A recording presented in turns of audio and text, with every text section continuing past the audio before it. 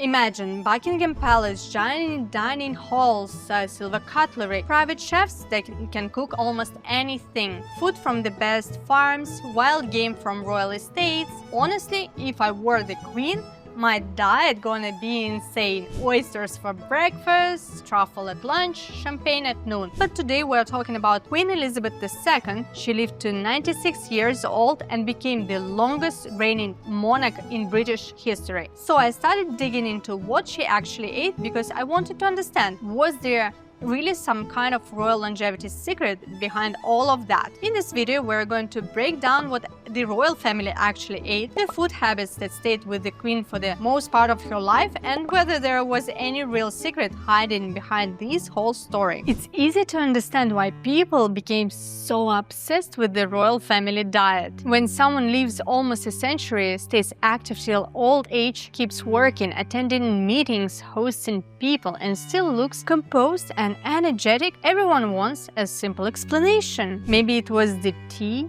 the fish, or the lack of potatoes, the small portions, or maybe that famous chocolate biscuit cake she supposedly ate every single day. But longevity stories almost always have the same problem. People love finding one secret where there probably isn't one. In Queen Elizabeth II case, it wasn't just food, it was also access to the best healthcare, a very high standard of living, routine, movement, social connections, work, a relatively structured lifestyle, and of course, genetics. So the honest question is probably not what exact food helped the queen live till 96 years, but rather which part of your lifestyle actually overlap with what modern science associates with healthier aging. And honestly, Queen Elizabeth's diet was not perfect by modern wellness standards. It contained sugar, alcohol, there were desserts, but there was also something many modern people completely forget: moderation, consistency,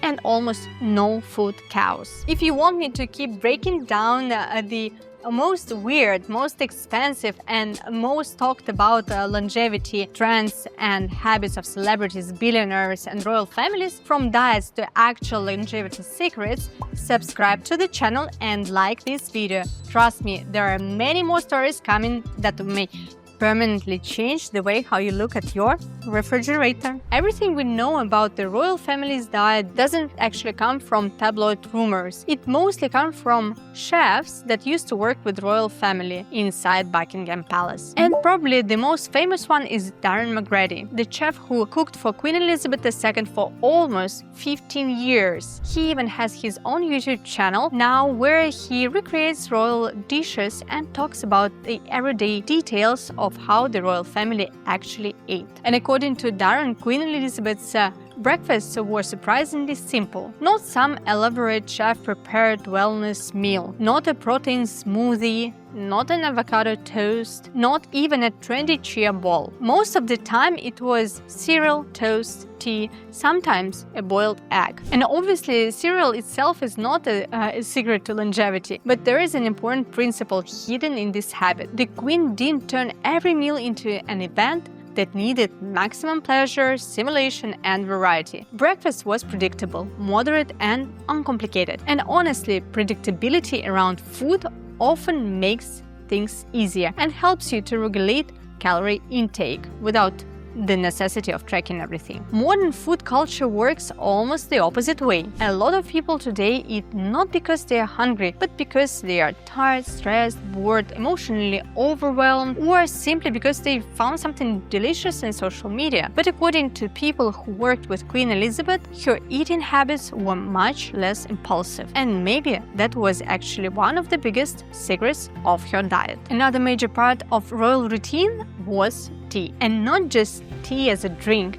but tea is a ritual built into the structure of the day. Former palace staff said Queen Elizabeth II loved Earl Grey and traditional afternoon tea, and her schedule often included several smaller meals throughout the day, including tea times. Darren McGrady described her routine as 4 moderate meals a day: breakfast, lunch, tea, and dinner. And this is actually more important than it sounds, because afternoon tea wasn't just dessert between lunch and dinner. It was a structured snack at a specific time, in a specific format, in a limited portion, which is very different from modern eating culture. Nowadays, people constantly snack all day long, finishing leftovers, grabbing cookies, drinking sugary coffee, eating another protein bar, and then wondering why they are overeating. In the royal version, even dessert existed inside a system. A small portion, part of the ritual, part of the routine.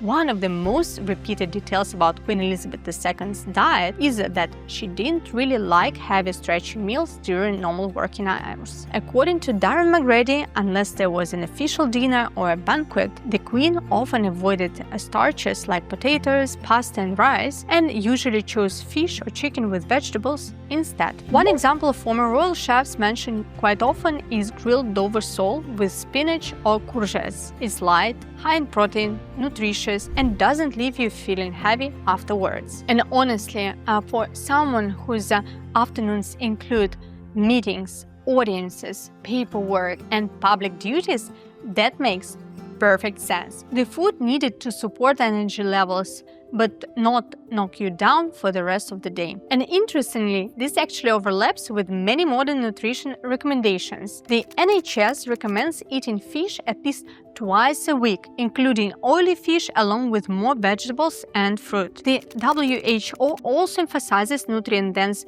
foods, vegetables, fruit, whole foods, and moderate intake of saturated fats, sugar, and salt. But there is an important nuance here. The Queen's diet was not some perfect modern Mediterranean diet. It was probably closer to traditional British moderation. Simple proteins, repetitive meals, seasonal foods from royal estate, and very little food chaos. For dinner, according to former royal chefs, Queen Elizabeth II often ate meat or fish with vegetables. Sometimes it was wild game from royal estates, pheasants, venison, salmon. Okay, now we're finally starting to feel a little bit of this royal luxury. But what's interesting is that the best didn't necessarily mean exotic superfoods from around the world, or it's more often meant quality, traceability, freshness, and control over where the food actually came from. Not necessarily some rare wellness ingredients,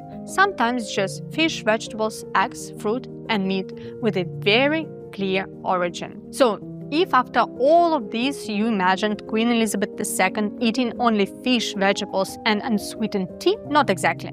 She had one very famous weakness: chocolate. Darren McGrady literally called her a chocoholic and said that she especially loved dark chocolate. The darker, the better. And probably the most famous story is the chocolate biscuit cake. According to McGrady, this was one of the desserts the Queen kept coming back to over and over again. He said she would eat a small slice of that cake every single day until it was finished. And apparently, if she was moving from Buckingham Palace to Windsor, the cake could literally be sent after her, which honestly is very iconic behavior. But what's important here is that the Queen didn't completely eliminate sweets. She just didn't turn them into uncontrolled indulgence. A small slice every single day until the cake was gone. There was also other comfort foods that she liked. McGrady talked about jam pennies, tiny round sandwiches with butter and jam that the Queen loved since childhood. Mary Claire, also referencing McGrady, wrote that she continued eating these nursery foods even as an adult. And I think that this part is extremely important. Even the Queen's diet wasn't just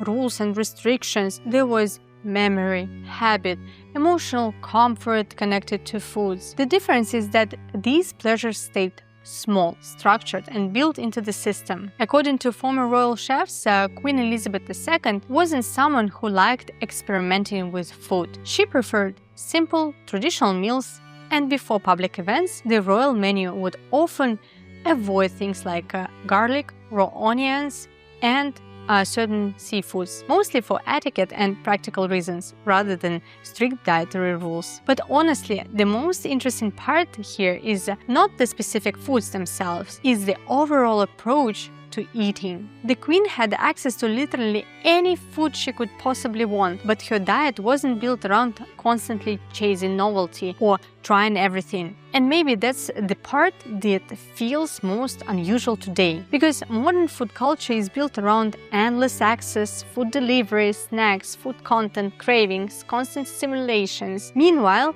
the royal system was built almost in the opposite direction. Less chaos, less impulsive eating, more structure, more predictability, more repetition, and a much more limited range of choices. And this is important to understand. Queen Elizabeth II's diet was not some magical longevity diet or a blueprint you can simply copy if you want to live till 96 years. But there are definitely principles in her eating habits that overlap with what modern science associates with healthy aging. Moderation, routine, simple meals, protein and vegetables as the foundation of the diet, and very little food chaos. And interestingly, modern research really does connect these kinds of eating patterns with lower risks of chronic disease and premature death. But again, this is not about one magical food, not tea, not chocolate, not fish. It's about habits, about how someone eats day after day, year after year,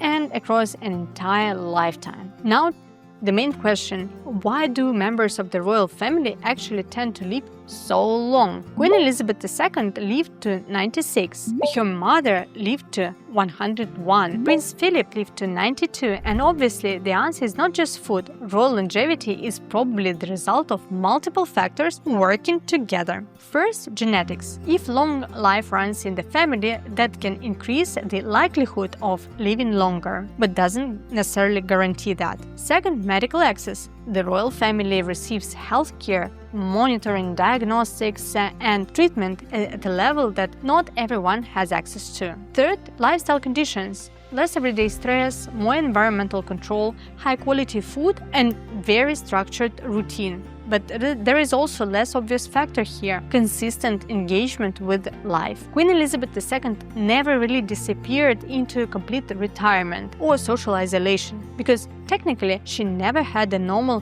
retirement. She continued reading documents, meeting people, attending events, staying involved in the life of the country, and cognitive as well as social engagement are actually very important parts of longevity. Even though they are much harder to measure than something simple like how many vegetables someone had or how many calories you need to consume throughout the day. If you try to extract the main idea from the royal family diet, the secret probably wasn't specific foods, it was the system itself. Simple, repetitive meals, routine, clear portions, protein, and vegetables as the foundation of the diet. Small pleasures without extreme restrictions and very little food chaos. And honestly, those exactly the kinds of habits modern science most often associates with healthy aging. But there is another important thing to understand here. It was also much easier for the royal family to maintain the kind of structure when your meals are planned in advance, your food is fresh, and other people cook for you.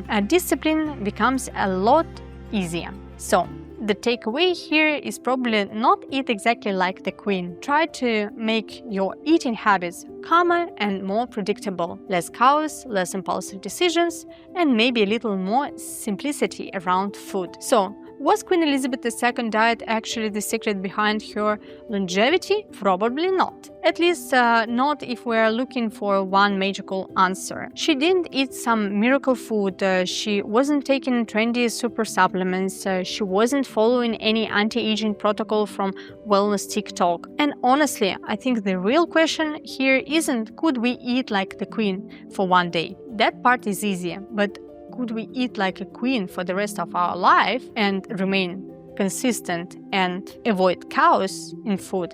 This is the most complicated question we should ask ourselves. And I think I'm done. I'm craving for a slice of chocolate cake, and that's your cut for today.